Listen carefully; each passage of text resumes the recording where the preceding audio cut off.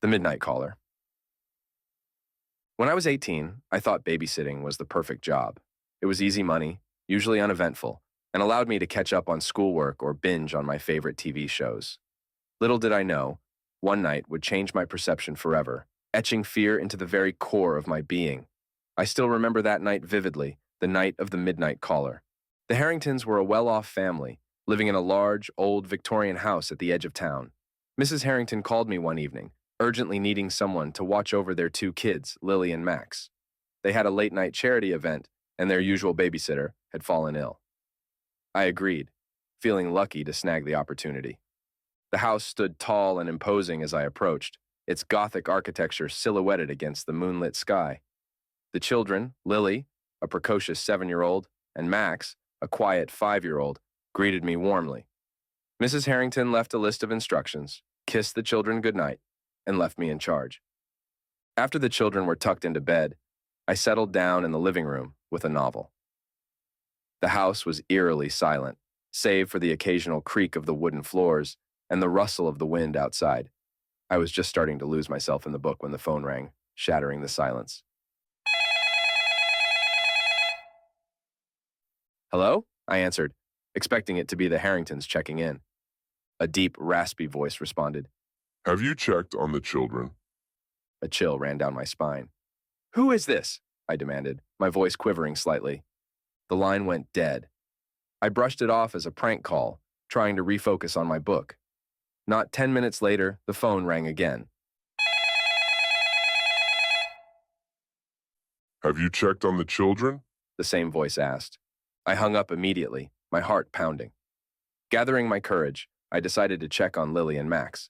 Both were sound asleep, their soft breathing the only sound in their rooms. Relieved, I returned to the living room, but I couldn't shake the unease settling in my stomach. The phone rang again, the sound now a harbinger of dread. I ignored it, letting it ring out, but the incessant ringing was impossible to ignore. When I finally answered, the voice whispered, I'm closer than you think. Panic gripped me. I dialed the police, my hands trembling. There's someone making threatening calls, I blurted out. Please, I think they're close. Stay calm, the operator assured me. We're tracing the call. Lock the doors and stay on the line. I secured all the doors and windows, feeling exposed and vulnerable in the vast, shadowy house. The minutes stretched into an eternity, my eyes darting to every dark corner. Suddenly, the operator's voice broke through the silence. The call is coming from inside the house. Get out now. Terror washed over me. My mind raced as I considered my options. I had to get the children and escape. Heart pounding, I bolted up the stairs, every creak of the old wood amplifying my fear. Lily's room was closest. I shook her gently. Lily, wake up. We need to go. Her eyes fluttered open, confused. What's wrong? No time to explain. Just be quiet, I whispered, trying to sound calm. Max's room was next. I scooped him up, careful not to wake him fully, and hurried back to Lily. The sound of heavy footsteps echoed from somewhere within the house. My breath caught in my throat. We moved quietly, Lily clinging to my hand, Max's weight heavy in my arms. The front door seemed miles away. Each step felt like an eternity. Just as we reached the top of the stairs, I saw a shadow move at the bottom. Who's there? I shouted, hoping my voice sounded braver than I felt. No answer. The shadow shifted, a figure stepping into the dim light of the hallway. It was a man, his face obscured by a hood. He stood there silent, like a predator watching its prey. I backed away, retreating to the children's room, locking the door behind us. My mind raced, searching for an escape route. The window. I moved to it, prying it open. The drop was daunting, but it was our only hope. Lily, listen to me. I'm going to lower you first. You need to run to the neighbor's house and get help, I instructed, trying to keep my voice steady. She nodded, tears streaming down her face, but her resolve was strong. I helped her out, then handed Max down to her. Hold on to him tight. As they made their way to safety, I heard the door being forced open. I turned to face it, fear threatening to paralyze me. But adrenaline drove me forward. I climbed out the window, hanging from the ledge before dropping to the ground. The man was at the window now, watching me with eyes that seemed to pierce through the darkness. I ran faster than I ever had, catching up with the children. Together, we fled to the neighbor's house, pounding on the door. Mr. Thompson, a burly man in his 60s, answered, his face a mix of surprise and concern. "What's going on?" "There's someone in the house," I gasped. "We need to call the police." He ushered us in, locking the door behind us. The police arrived minutes later, though it felt like hours. They searched the Harrington house, but the intruder was gone. They found no trace of him, no signs of forced entry, nothing to indicate who he was or how he had managed to evade detection. The Harringtons returned, horrified and apologetic, though it wasn't their fault. The police stayed for the rest of the night, ensuring our safety. I never went back to babysitting after that. The experience left me shaken, a lingering fear that never quite went away. The Phantom of the Park. I still remember the first time I saw him. It was a cold autumn night, and I was doing my rounds at Harper's Amusement Park. The park, once a lively place filled with laughter and joy, now stood eerily quiet after dark. Most of my colleagues didn't believe the stories, but I had my suspicions. There were just too many reports, too many frightened whispers about a ghostly figure and strange noises. And then there was the accident, the tragic incident that took place years ago. I had been working as a security guard at Harper's for 5 years, and in that time, I'd grown accustomed to the park's quirks. The creaky Ferris wheel, the rusted bumper cars, and the faded merry-go-round all seemed to have stories of their own, but none were as chilling as the tale of the Phantom. It all started with a tragic accident 10 years ago. Tommy Granger, a young boy of 10, was killed when one of the roller coaster cars derailed. It was a freak accident, a combination of mechanical failure and human error. The park closed for a year following the incident, but when it reopened, it was never the same. Visitors began reporting strange occurrences. They spoke of a ghostly figure, a boy in tattered clothes, wandering the park at night. They heard eerie laughter, the kind that makes your skin crawl. And then there were the screams, distant and haunting, echoing through the empty rides. Most of us dismissed these stories as the product of overactive imaginations. But one night, everything changed for me. It was a quiet night with a full moon casting long shadows across the park. I was doing my usual rounds, flashlight in hand, when I heard it. At first it was faint, almost imperceptible, a child's laughter. I stopped in my tracks, straining to listen. The laughter grew louder, more distinct, and it sent a shiver down my spine. "Hello?" I called out, my voice trembling slightly. "Is anyone there?" There was no response, only the soft rustling of leaves in the wind. I decided to investigate, following the sound toward the old roller coaster. The structure loomed in the darkness, its once vibrant colors now faded and peeling. As I approached, I felt a sudden drop in temperature. My breath came out in misty puffs, and the hairs on the back of my neck stood on end. Then I saw him. Standing by the entrance to the roller coaster was a boy. He couldn't have been more than 10, with tousled hair and a face pale as the moonlight. He wore old-fashioned clothes, tattered and dirty, and his eyes, those eyes were what truly terrified me. They were hollow, empty, like two dark voids staring back at me. "Tommy?" I whispered, barely able to speak. The boy tilted his head, a sad smile playing on his lips. He opened his mouth as if to speak, but no sound came out. Instead, he turned and started walking toward the roller coaster, beckoning me to follow. I hesitated, fear rooting me to the spot. But something compelled me to move, a strange pull that I couldn't resist. I followed him through the entrance and onto the platform, the wooden planks creaking beneath my feet. The air was thick, with an oppressive silence, broken only by the distant sound of the carousel music, distorted and haunting. The boy led me to the first car, where he stopped and turned to face me. He pointed to the car, and then to himself, his expression filled with a sorrow that seemed too deep for words. It was then that I understood. He was showing me where it happened, where his life had been tragically cut short. "Tommy, I'm so sorry," I said, my voice barely more than a whisper. Suddenly, the roller coaster car lurched forward, startling me. I stumbled back, and when I looked up, the boy was gone. In his place, the air seemed to shimmer, and I felt a presence, an overwhelming sense of sadness and longing. I quickly made my way back to the security office, my heart pounding in my chest. I knew what I had seen wasn't a figment of my imagination. The stories were true. The Phantom of the Park was real, and he was trying to communicate. The next day, I spoke with the park manager and some of my colleagues about my encounter. Some were skeptical, but others, particularly those who had worked at the park for a long time, seemed to believe me. They shared their own stories, tales of fleeting glimpses and strange noises, all pointing to the same conclusion. Tommy Granger's spirit was still lingering in the park. Determined to help him find peace, I did some research. I learned that his family had moved away after the accident, unable to bear the pain of their loss. I also discovered that Tommy had loved the roller coaster. It had been his favorite ride. With this information, I decided to hold a small memorial at the site of the accident, hoping to give his spirit the closure it needed. That night, I gathered a few of my colleagues, and we made our way to the roller coaster.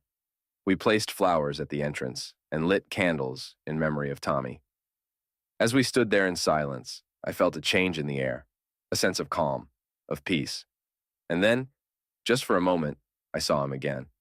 Tommy stood by the car, his eyes no longer hollow but filled with a quiet contentment. He smiled at us, a genuine smile, and then he was gone, fading into the night. The eerie occurrences in the park lessened after that. The ghostly sightings and strange noises became less frequent, and the park seemed to regain some of its old charm.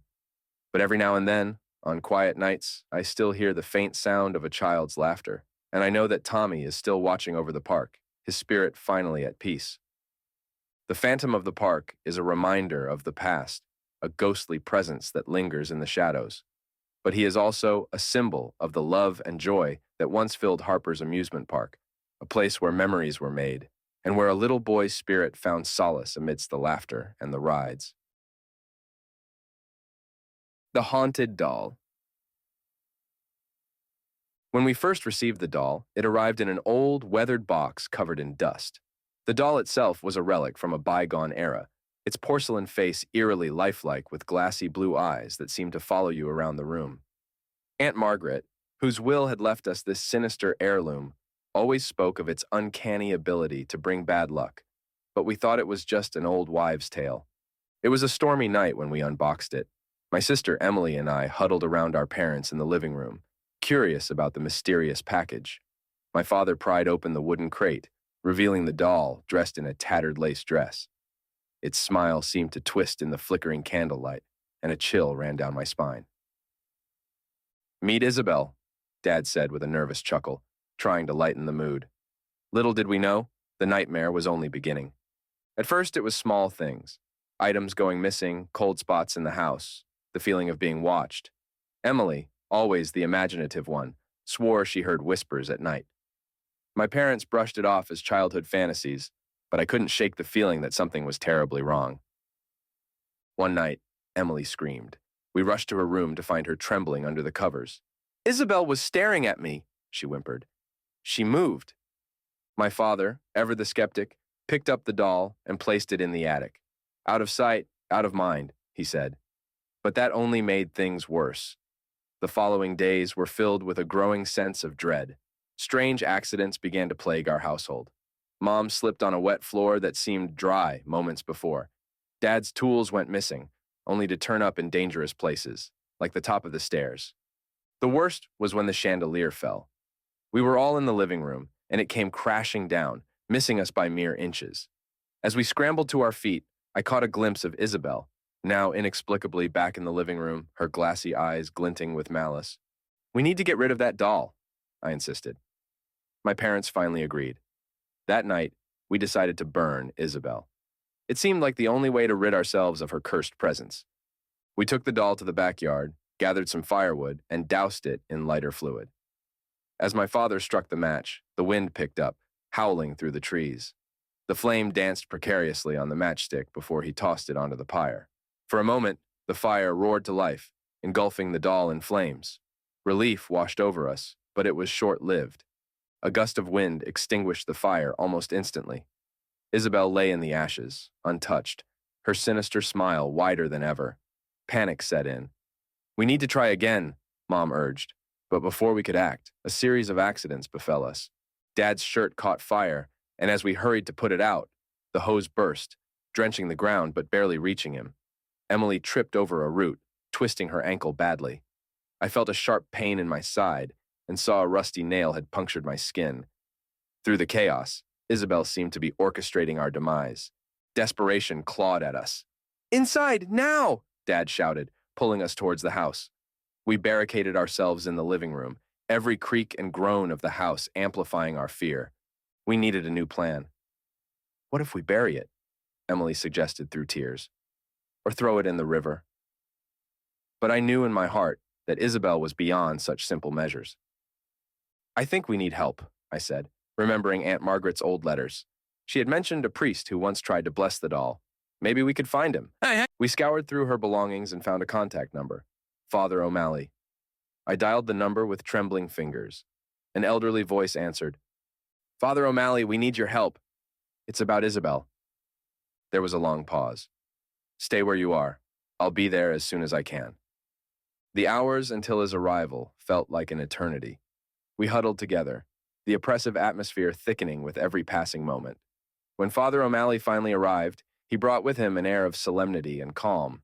He took one look at Isabelle, and his face hardened. "This is worse than I thought," he muttered. "We must perform a ritual of exorcism."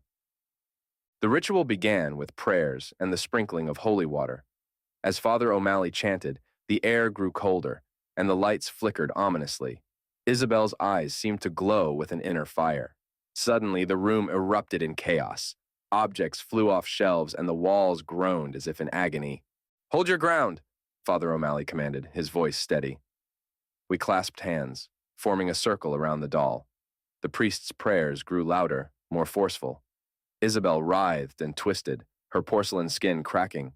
A deafening roar filled the room, and with a final, resounding prayer, Father O'Malley thrust a crucifix onto the doll. There was a blinding flash of light, and then silence.